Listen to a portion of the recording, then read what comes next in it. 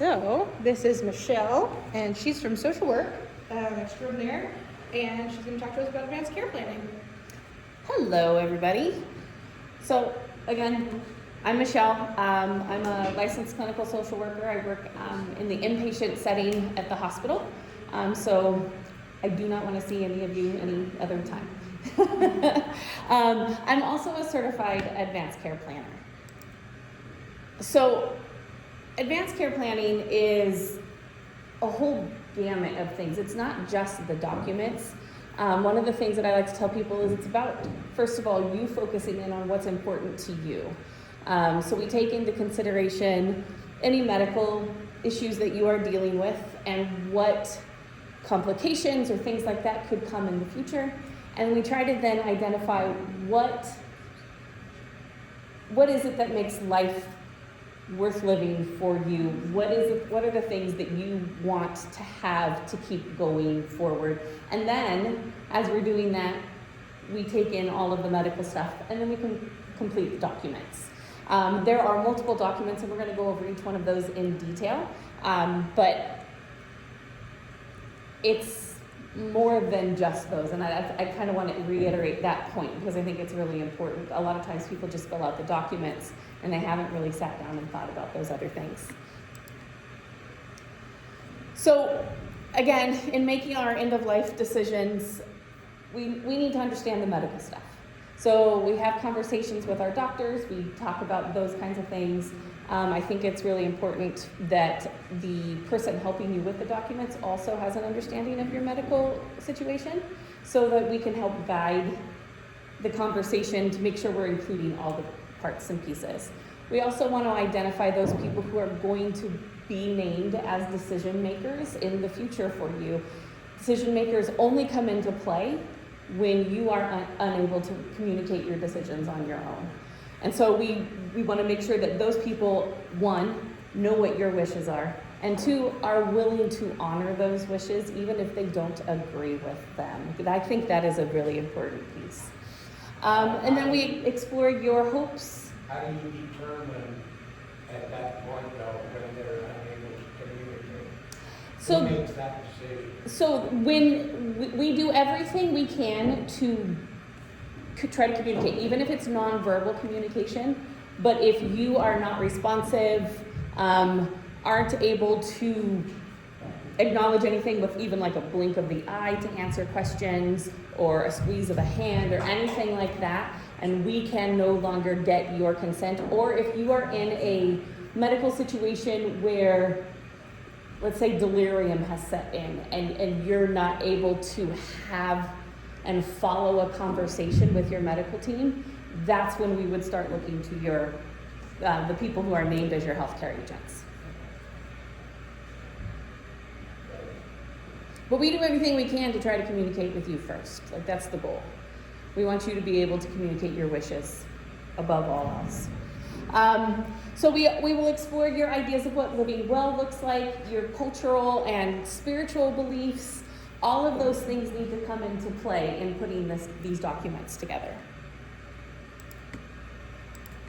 So let me...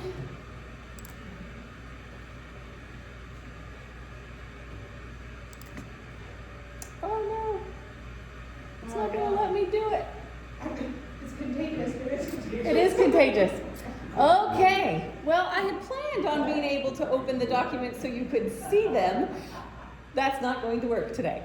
So, the advanced directive is the first piece, and this is your living will, and it also names your healthcare agents. The way this document is set up, you can name up to 3 healthcare agents. We encourage you to name at least one. I always try to encourage people to name a backup. Yep, so just in case somebody is not available or something happens and they are not able to participate in a conversation. But you can name up to 3 people. This is where I encourage people, don't name somebody because you feel like you have to name them. Just because they're family doesn't mean that they're always going to be the one who's going to make the decisions that you want them to make. So name the people that you know are going to honor your wishes no matter what. After you've named your healthcare agents, the rest of the document is called the living will. This is different than a living trust, and I know a lot of people get those confused. The living will and this entire document is only valid until you have passed. Once you've passed, this document is no longer usable. So the living will goes through and it has medical situations that you might find yourself in, and then you determine what level of care you want. Whether you want to have comfort care only and be allowed to just pass naturally, if you want to have some artificial life supports, and then you can determine if you just want artificial like nutrition and hydration, or if you would like the whole thing, and then that is when we do everything within our power to keep you alive. And so I tell people that is ventilators, it is all the machines and all of the equipment that the hospital has at their disposal to keep you going. Once this document is signed by you, it is valid and it is usable. When you have that usable document, we want you to make sure that your doctors have a copy of it. If you don't have doctors within the St. Luke system, then obviously you want to get it somewhere to the hospital, to medical records, somewhere so it gets into your chart at the hospital as well. If you utilize any other systems outside of St. Luke's, making sure that they have copies as well. And then anybody named in the document should also have a copy. Then you need to keep a copy somewhere safe so that if you need to get it somewhere again, you can get and have it accessible. This first page that's on the front is actually for the registry. So every state has a registry where they keep advanced care directives, posts, and all of those kinds of things.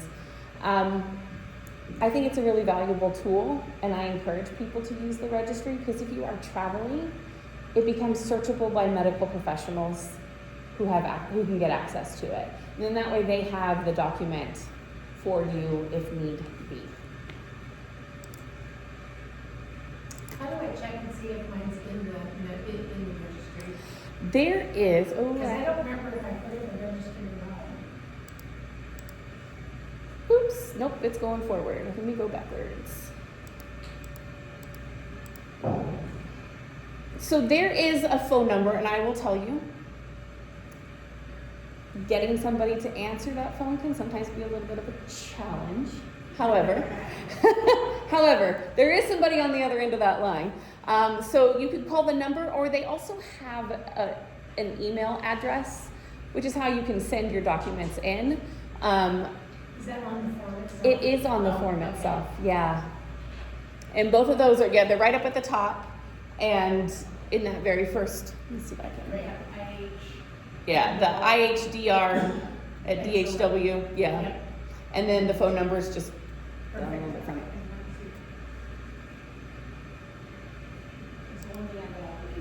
Technology, no, I can see. You can see. I got and then later. And again, I'm not gonna be able to click on this document to take us to it. I apologize, I don't know why it's not working. But the other piece to this is the durable financial power of attorney. I always look at it this way. If you've got somebody making medical decisions, but they can't pay for it, kind of a moot point, right? So we want to make sure that you also have one of these. Again, this does not come into play unless you are not able to do things on your own, and it stops at your death. So this is just for people to be able to access what they need to access for you for your medical care, and you can limit it.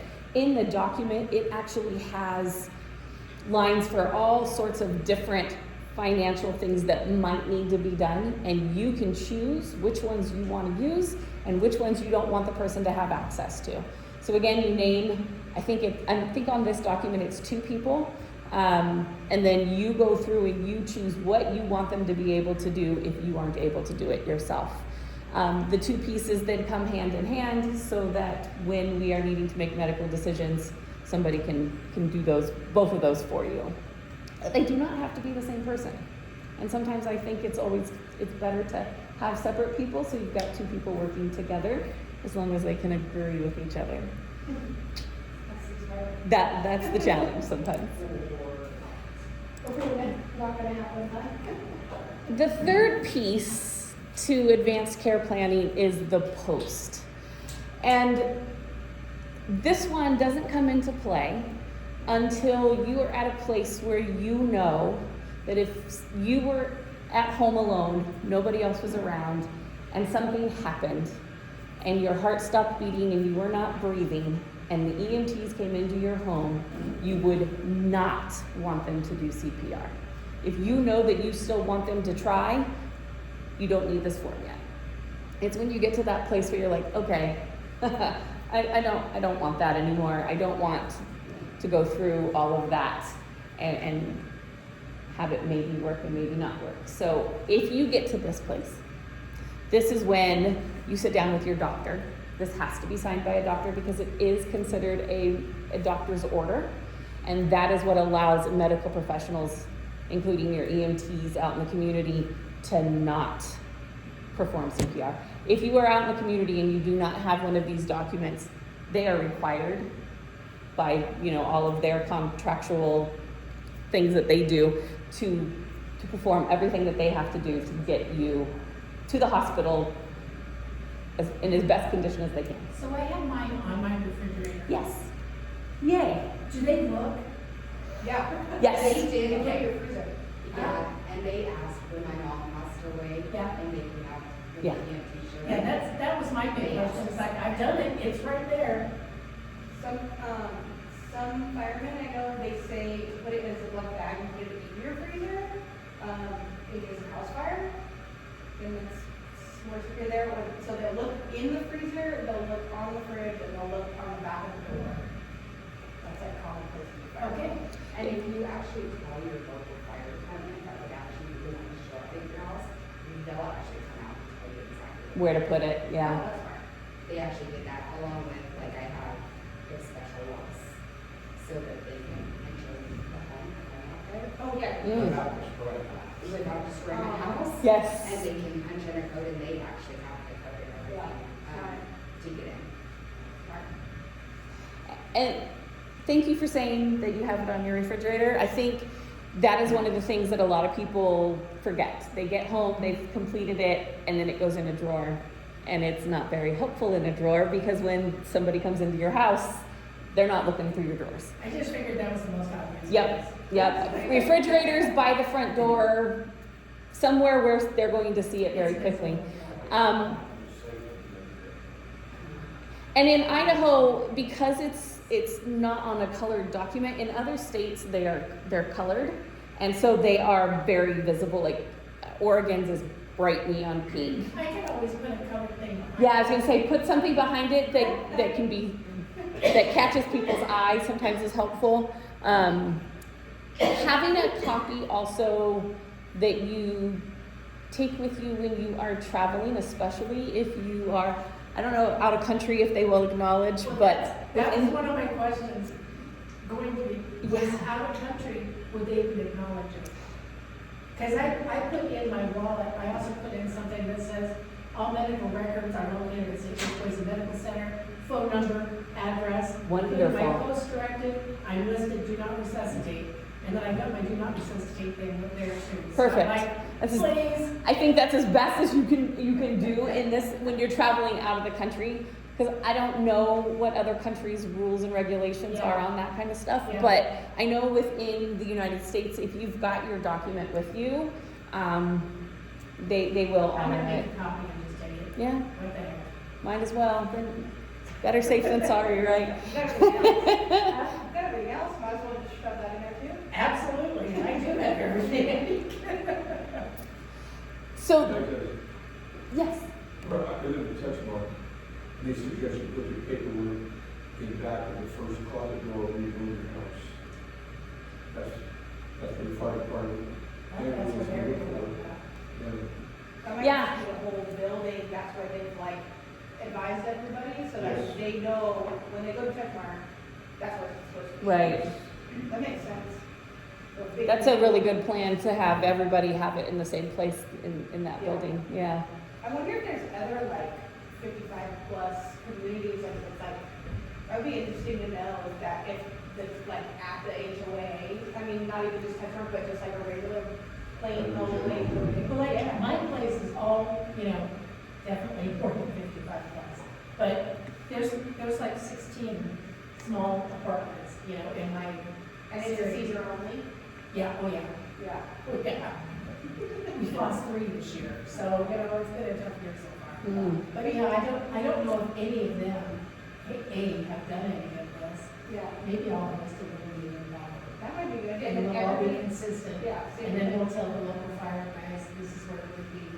Yeah. You know, Yeah. that's a good idea. Ours told us to put it in so. If you need some help Yeah. with that, I'd be happy to help.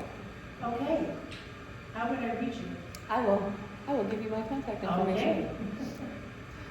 All right, any more questions on the post? Okay. So, those are the documents that make up the advanced care planning, but I like to touch on this as well because, like I said, once you have passed, those documents are no longer valid, and then we go into these. And so there's living trust and there's the last will. And I go over these just because they are different, and a lot of people confuse the living trust and the living will in the advanced care planning, and so I like to just kind of clarify. So the living trust is a document that is created, and all of your things, your house, your car, any major items that you have within your estate, all go into the trust, and they're named under the trust, and it is valid as soon as it is created. The difference is it does not have to go through probate, and so a lot of people choose that route because it's immediately accessible for whoever your trustees are upon your death. And so it makes it a little bit easier to navigate for the trustees because they can immediately start working on doing all the things that they need to do instead of having to wait for the probate, which is what the last will and testament will have to go through. So the probate part of it means that everything becomes public record. So if you don't want your estate to be public record, you don't want to go with the last will. But the last will and testament, if you have children, is the only way that you can name guardians for your children. A trust, you cannot. So just a few differences between the two of those. There are benefits and downfalls to both. With the trust, you kind of got to stay on top of it. If you've got changes to things, you need to make sure you're always changing those. Whereas the will is not quite as, it'll need to be updated, but it's not as necessary as the trust. The trust really becomes necessary to update quickly.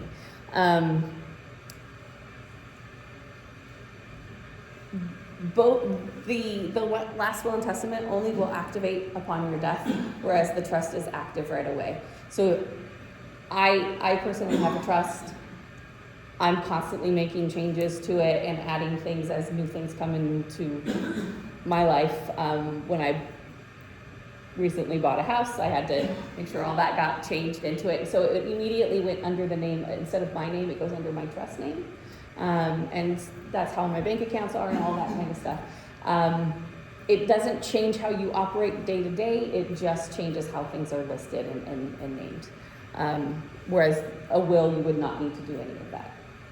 So, just a few little differences, but things I think are important to know and when you're making those decisions. One scene that we got involved in a living trust on a house in Minnesota. Mm-hmm. So we went to sell it, and we needed a copy of the living trust. And the attorney we used was no longer in business in California. So in order to sell the house, we had to pay another attorney $1,200 to do the paperwork. So you want to make sure you don't do the living trust too young. Yes. You want to outlive your attorney. Yeah, that's true. That is true. It does become an issue. And I think that is one thing, and I think that's where navigating between the two and trying to decide which way to go can be difficult, because there are benefits and downfalls to each one of them. And the having to update the trust, if you outlive your attorney, then you're kind of starting all over and having to seek out a new attorney. But I still have to go back to the reading. Yes. And he was gone. So I just be careful with your trust too young. Because it We will have to change. look at that, Yeah.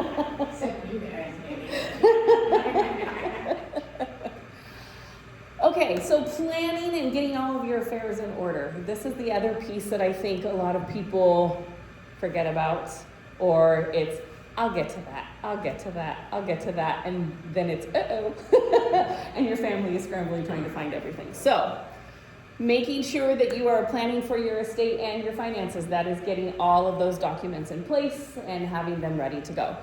Planning for your future health care, knowing like things that might be coming up so that you can be aware of and planning for those things, and making family and those people who are going to be operating for you when you are not able to, aware of, you know, things that could potentially be coming, or as they're coming, talking about them. Making sure you have everything in one place, getting all your documents and papers. I will tell you, I was very blessed to have a father who was uber organized. And so when he sat my sister and I down, he said, okay, here's where everything's at. It's all in this folder. And he wasn't kidding. Everything was in that folder. All we had to do was grab that folder and we were ready to go. And it was really, really helpful because, you know, you're emotional and doing all these other things. And so it was nice just to know where everything was in one spot. Making sure that somebody else knows where those things are. You can organize them all you want, but if nobody else knows where they're at, that's not very helpful. And then just talking with your family, making your wishes and you know, things known. Like, I don't want this, I do want this, you know, and being very open and blunt, for lack of a better way of saying it, about what you want. Because in the end, these people are going to be carrying those wishes out, and if you haven't been clear with what you want, then they're kind of grasping at straws trying to figure it out. There's less guilt. Absolutely. You know, the kids they don't have anything to put in, but this is what she said, this is what she wrote it down, we sat and talked about it, this is what we're doing. Yes. It just makes it easy. It does, 100%. The child of somebody who never did anything like that, mine is so done. My kids have so seen it. Yeah, I was the grandchild of somebody who hadn't done any of that, and watched my parents navigate both through it, and sat my parents down and said, okay, guess what we're gonna do? And so we did have that conversation, so I knew for both of them what they wanted, what they didn't want, and it was easy to carry out, and it was all right there. So yeah, it is important to have those conversations. They're not fun. Everybody knows that they're not fun conversations. We did. Good. Seriously. That's awesome. I love that. We could have a good time with it. And then making sure that doctors, attorneys, all of that know who are the people that they need to talk to when you aren't able to communicate with them. So that way they can continue to work with and carry out your wishes and make sure all that stuff is done. Oh, and then that last One piece. of the things I'd like to know about that Yeah. is, because I do all my stuff with St. Luke's, so is there a place on my chart, I mean, where I have, you know, these are my emergency people and you can always discuss medical stuff with them? Is there a place for that on my chart There's- that's specifically that thing? There should be, yeah, because Okay. that's when you, like if you get admitted to the hospital, we pull all that information into your chart. I don't know where I can see that. I don't think you can, but that staff at St. Luke's, like, Okay. those. Because I mean, I know that when I set everything up, these are my kids, you know, these are the people that you can talk to. Mhm. My kids know that it's okay, anytime you can look at my chart, I don't care. And something you can do is, when you go into a doctor's office, if you're wanting to make sure it's all up to date, is just ask them, hey, can we review that really quick? I just want to make sure. Perfect. Because they'll have your chart open and they can do that. And I will say that once St. Luke's gets it, doesn't necessarily mean it's put in the proper place. Because they had to spend hours looking for my stuff. It's been given to multiple at St. Luke's. Okay, And it's scattered through the whole thing. So just because you give it to them, it's there. But whether or not that individual looks fine. Yeah, cardiology actually had to have him do a new one, and then put it, and they actually got it in correct this time. But he's had to do it like 3 times. Oh, gosh. He was not. You can imagine what came out of his mouth. Yeah. That is frustrating. we don't have to measure, we know. Now, I've been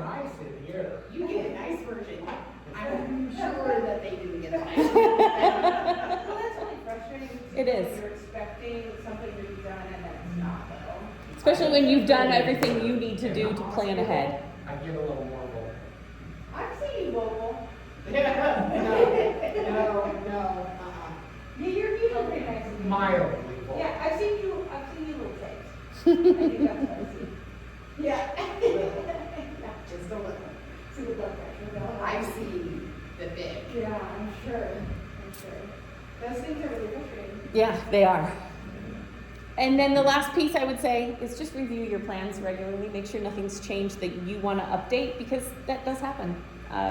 As life progresses and things change as far as your health goes, or as far as just the people around you goes, sometimes we need to update these documents, and it is important to make sure you do those.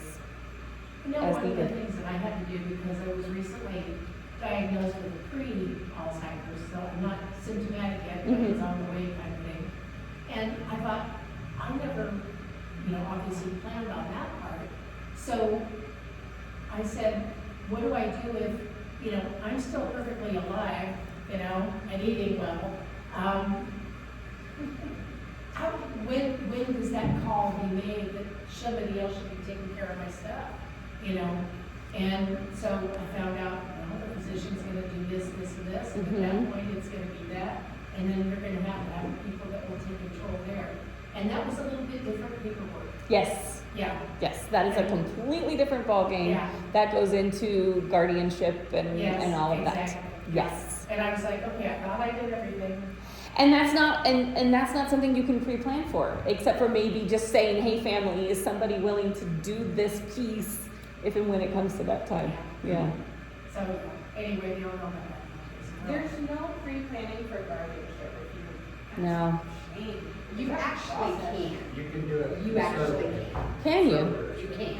A conservatorship. I can actually say that. Legally, you can actually do your guardianship.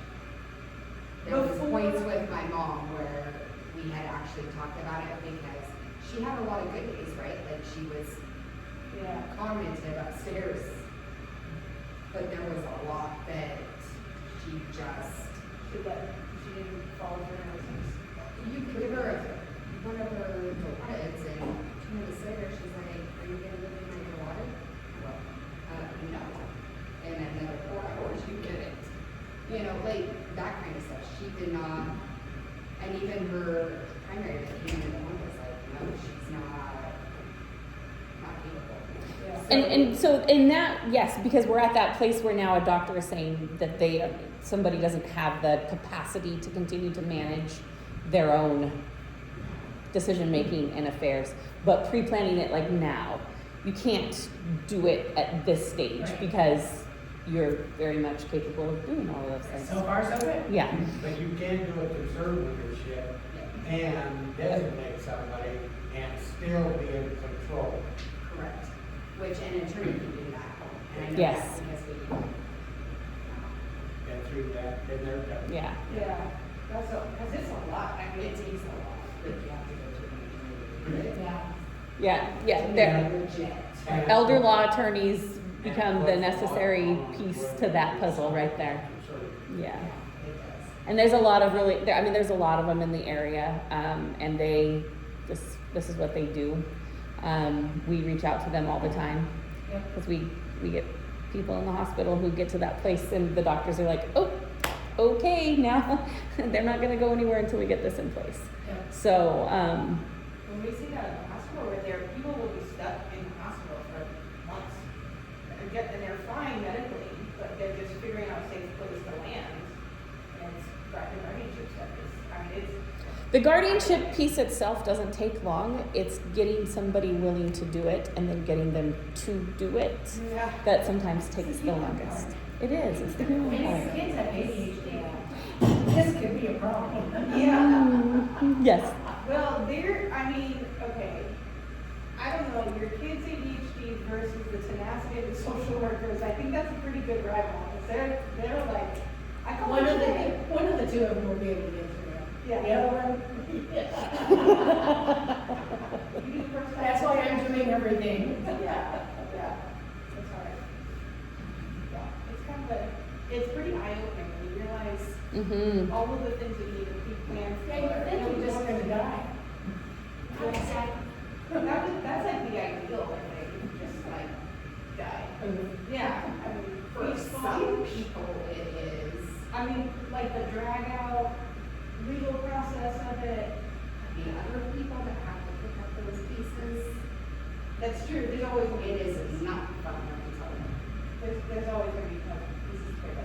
There's, yeah. Dang, there's no easy way out. Nope. Come on, Michelle. Sorry, I don't have Easy easy. way out for the one checking out. Yep. That's true. Any other questions that we haven't already? I have one thing. Yes. I have a sister in a residential care home in California. Mm-hmm. We check on elder care water, $400 to $1,000 an hour, Yes. depending on the size of the state. So some Mine would be people, $4 then. some people, they won't take it, because they think it's a state. Right. So they're not cheap. No, they're not. One of the things that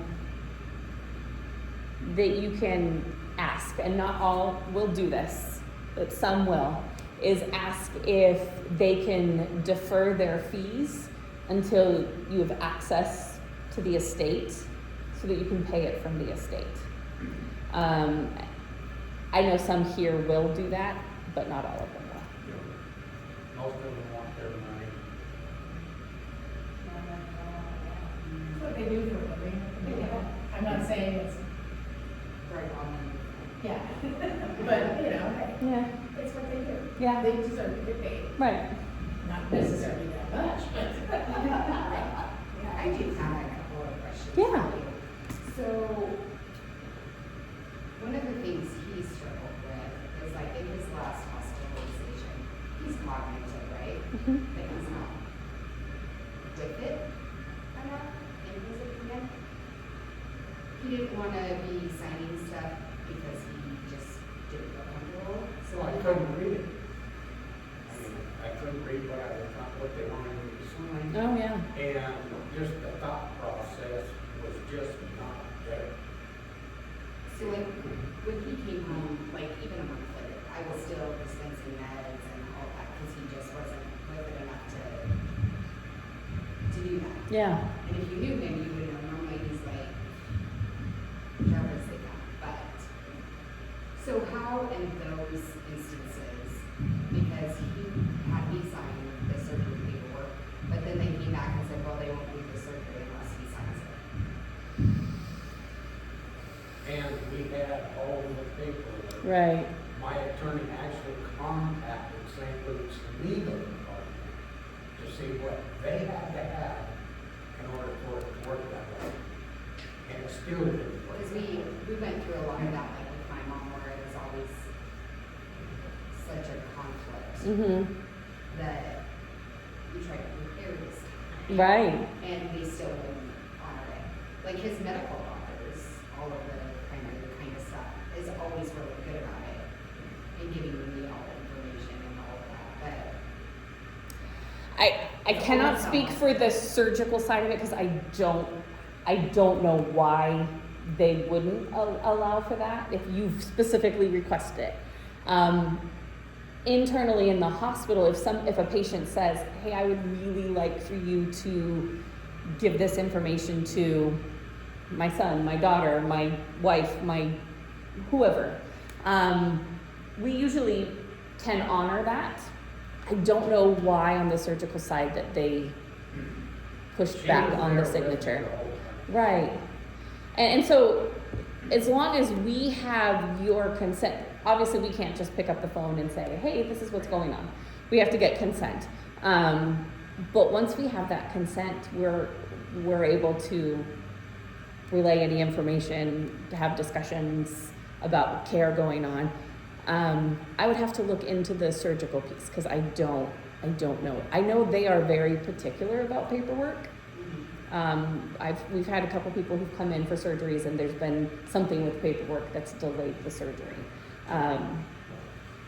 But why they would push back on that, I don't know. I'd have to ask. Never any problem for my wife to have the surgeries done, even at the U of U. I signed everything, there was never a problem until they wanted to do implant a pacemaker, and they wouldn't do it unless I signed, which made absolutely no sense. Because when they put the loop recorder in, she signed for him. So what the hell's the From the difference? same provider. Yes. Yeah, Correct. same provider. Interesting. Physiology, yeah. And it was also really similar to the same stuff like when my mom was in, that, like, she was, can you wait to talk to about this until my daughter's here? Or, well, around what time do you guys do rounds so that I can make sure my daughter's here?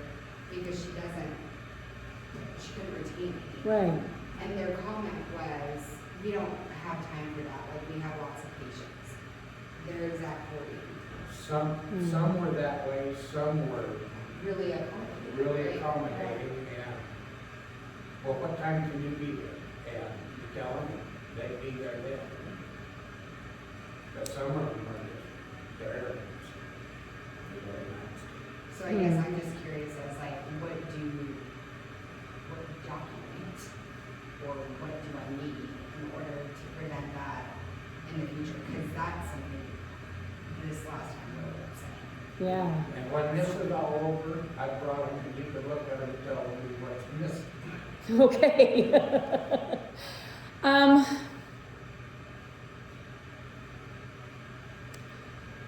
My best suggestion, and I'm not going to guarantee you that this is absolutely going to work because it depends on the staff that you talk to. But my best suggestion is start with, at the very beginning of your hospitalization, saying, I would really like to have my daughter signing documents, getting information, and making it very clear from the very beginning that that's what you would like. That you just feel like while you're hospitalized, you just don't have the ability to navigate all of that. And so you want to turn that over to her. And you can remind them that you have power of attorney paperwork in your chart and she is named, so that way they can reference that right away. If that doesn't work, ask your nurse to talk to a social worker. Then we can help.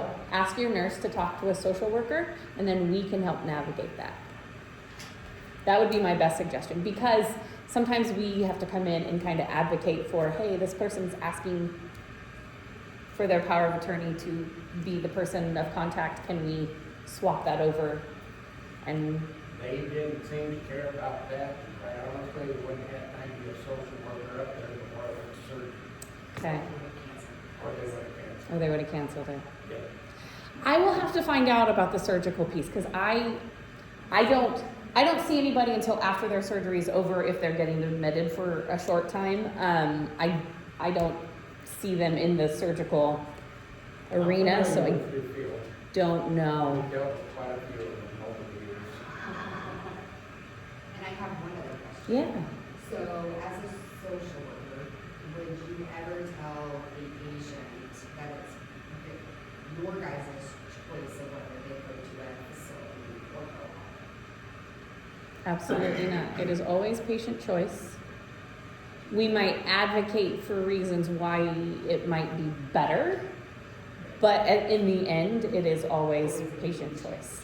Unless that patient is not capable of making decisions for themselves, and then we go to the decision makers. Yeah. Good questions. I'm gonna stop it. Cool, I'm gonna stop it. Yeah. Bye-bye.